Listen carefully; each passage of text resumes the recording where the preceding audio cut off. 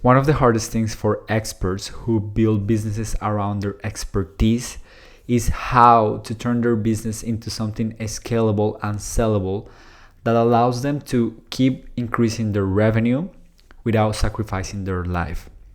So today's podcast is going to be for that creative type entrepreneur or someone who is an expert, someone who is very involved in any type of craft or knowledge and who wants to still make more money, but how can they go about it? Attention marketers and entrepreneurs, this is Valuetising, the place where we talk about scaling brands worth promoting. If you're a mission-driven entrepreneur obsessed with creating, scaling, and exiting multi-million-dollar brands, this is for you. My name is Santiago Phoenix and I am a business growth consultant, online marketer, and investor. I have helped more than 100 7- and 8-figure founders increase profits, claim their time back, and transform the world. Now it's your turn. Welcome to the show.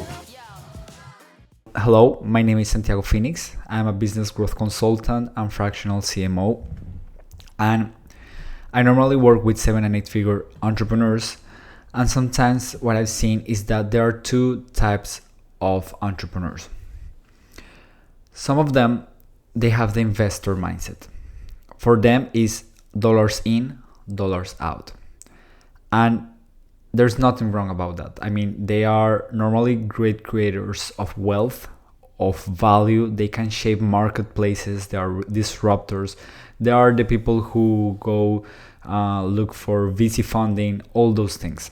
You have that type of entrepreneur who really isn't very much concerned with what they are doing, like the actual role that they are doing, but they just want the growth, the money, the contribution, whatever is like the means of that activity.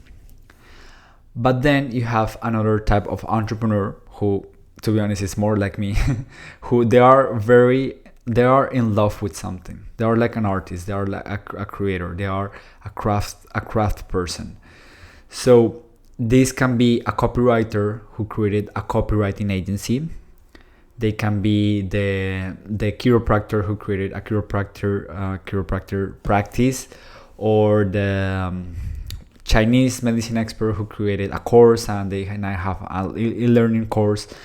And what happens with this type of entrepreneurs is that sometimes it's very hard because they want to make more money, but they also care deeply about what they're doing, their specific activity, because it's what brings them joy. Like, for example, I really thrive on consulting, on doing this podcast, on communicating, on copywriting, on all those things. And for me, it is important what I'm actually doing. So actually, one of the things that I saw these days was from Vanessa Law, and I saw how she stopped her business and she retired, basically. I don't know, hopefully not permanently, but she needed to take a break.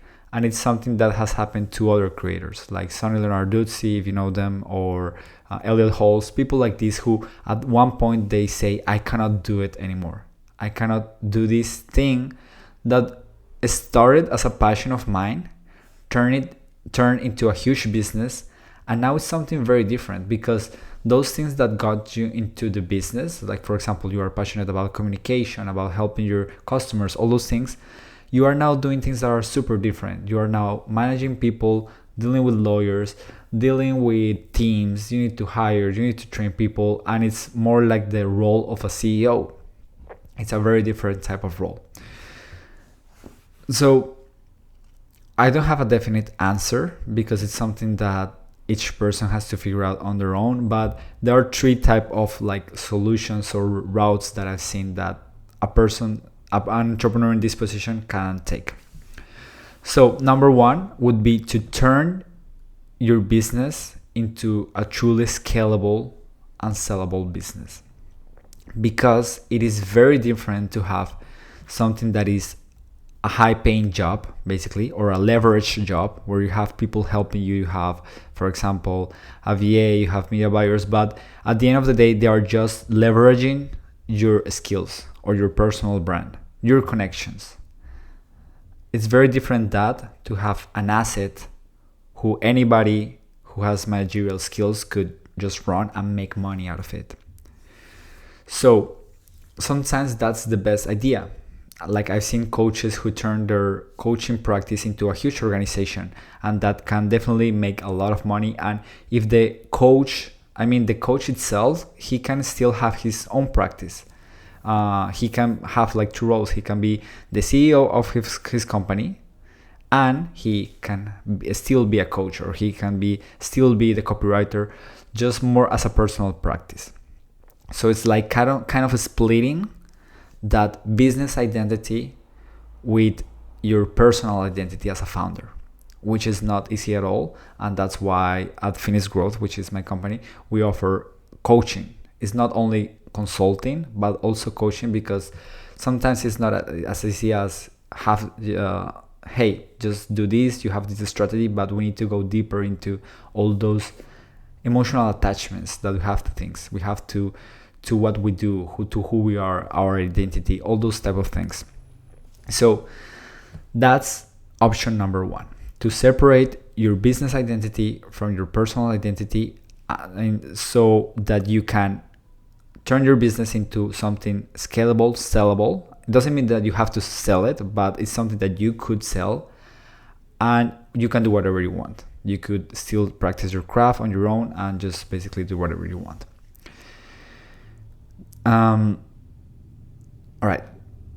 Option number two would be to stay as you are. Like, for example, if you have a personality-based business in which you are a course creator, you are a podcaster, you are a creator, and everything is around your personality, you can keep doing that and leverage that as much as possible.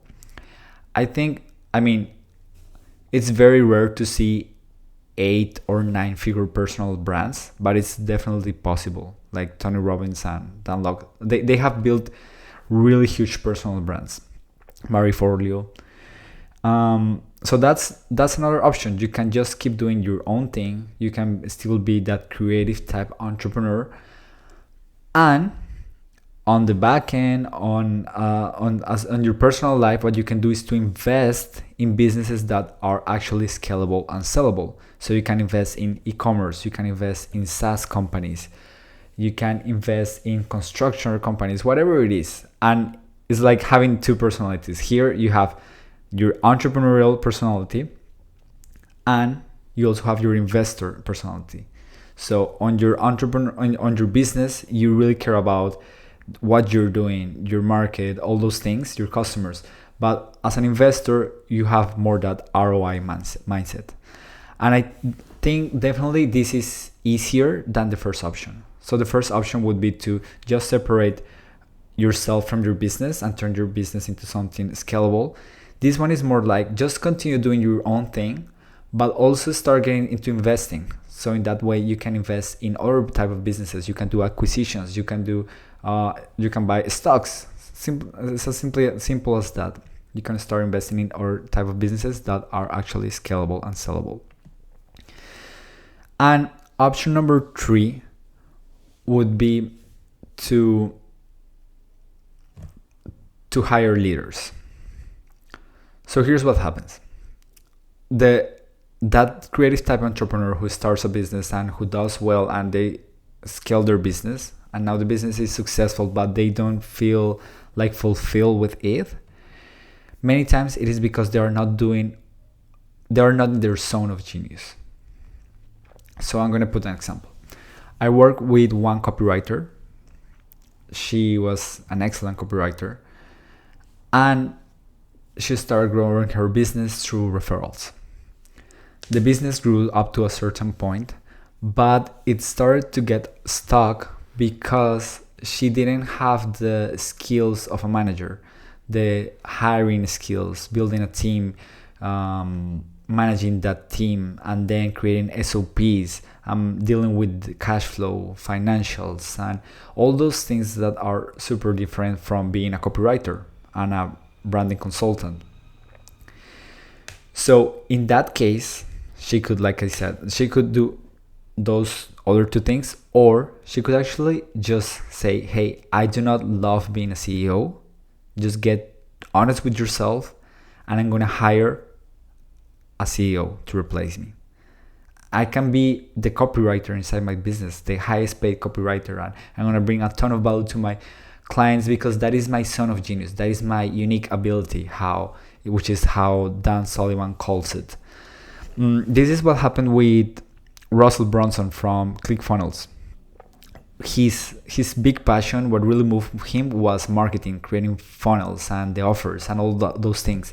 But at the end of the day, he was doing very little of that. He was dealing with all the CEO stuff, which wasn't his zone of genius, which didn't bring him joy, wasn't what I called in another episode your best payday. Is what really energizes you. So what he did was he got honest with himself, and he actually hired, I think it's a president or a CEO or whatever you want to call it, to manage the company for him. And he can do what he loves and just be in his craft. So it's very important here to think about leaders, because many times we hire, when we just have a leveraged job, what we do is that we hire help. So it's like, I don't know how to program a website, so I'm going to hire someone to help me with that. And it's just a contractor and they help me with that. Or then if I need more team members, I hire them, but it's just to help me. And then you have doers. You have people that they still need a lot of guidance. So that makes you the manager. It turns you into a people manager. But like I said, if you actually want to retire from that position of being a manager, you need to hire leaders. People who can basically do what you are doing, which is strategic thinking, which is thinking about growth, thinking about the big picture of the business and how you can create systems and teams to keep growing that business. So that's why it's very important to hire leaders, not just managers. It's very different. The manager is just a person who manages what's already there. It can be like a project manager or something like that. But a leader is someone who also has vision, who also has creativity, who also moves things around, shakes things. So that's option number 3. So just to recap the 3 options that I see, and if you have more, feel free to just leave them down below or tell me your thoughts. Option number 1 is to turn your business into a truly scalable and sellable business. And the way that you do that is by separating your business identity from your personal identity. You have a business and you are a person who has a business. It's like 2 different things. So in that way you can, those 2 things can go in separate ways. Option number 2 is to keep doing what you're doing, like keep running this personality-driven business or expert-based business, but invest in other businesses that are actually scalable and sellable. I think this is easier and a great idea, and that is why I believe that entrepreneurs, the creative type entrepreneurs, they should invest into that knowledge of acquisitions, of investing, because that's going to set them free to do what they love. At least that has been my experience. And option number 3 would be to do like a mini retirement by hiring leaders, not just managers, but leaders who can replace you so that you can go back to doing what you loved.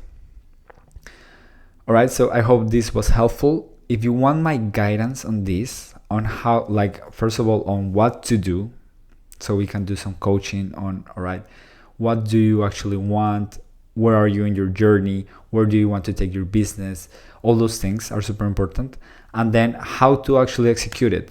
Who do you need to hire? What systems do you need to have in place? How are you going to make sure that your baby, which is your business, is going to be well protected to continue growing? If you want those things, go to myplantoscale.com. I have a complimentary growth strategy session there, completely free, in which we can talk and you can see if I can help you or not. And yeah, hopefully I'll talk to you and I'll see you on the next one. If you enjoyed the show, hit the share button and send it over to one fellow marketer or entrepreneur. We work hard to make sure they'll thank you for it. Also, to get featured on the show, go to valuetising.com and apply to become our next guest. Until next time, keep valuetizing.